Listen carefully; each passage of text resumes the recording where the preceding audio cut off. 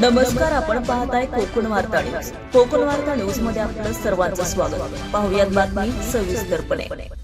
टाटा मोटर्सच्या नावाने पनवेलमध्ये सुरू असलेला मोदी मोटर्सचा कारभार फक्त नावालाच उरला आहे का, असा संतप्त सवाल आता उपस्थित होत आहे. कारण येथे सर्व्हिस नाही, स्पेअर पार्ट्स नाहीत आणि ग्राहकांशी बोलायला माणुसकी देखील नाही. आमचे ज्येष्ठ पत्रकार श्री सचिन पवार 25 वर्ष पत्रकार सेवा हे स्वतः या शोरूममध्ये ग्राहकांच्या तक्रारीची शहानिशा करण्यासाठी गेले. त्यांनी आपले प्रेस ओळखपत्र दाखवून ऑफिसमध्ये असणाऱ्या सपना मॅडम यांच्याशी संपर्क साधला. परंतु पत्रकार आहे हे समजूनही सपना मॅडम यांनी कोणतीही शहानिशा न करता, कोणतीही ग्वाही न देता सरळ सांगितले, आमच्याकडे आज कोणत्याही प्रकारचे काम होणार नाही, पार्ट्स अवेलेबल नाहीत, 4-5 दिवस लागतील.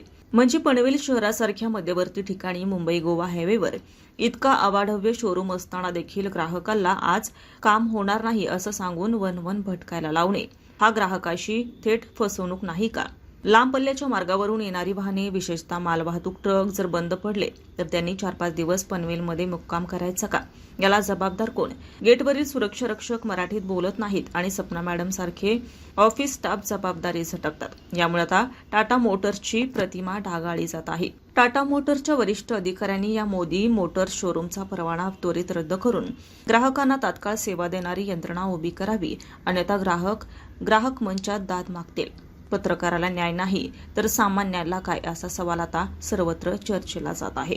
ब्युरो रिपोर्ट, कोकण वार्ता न्यूज, पनवेल. ताज्या बातम्या आणि नवनवीन घडामोडी पाहण्यासाठी आजच आमच्या कोकण वार्ता न्यूज चॅनलला लाईक करा, सबस्क्राईब करा आणि बेल आयकॉन प्रेस करा आणि पाहत रहा कोकण वार्ता न्यूज.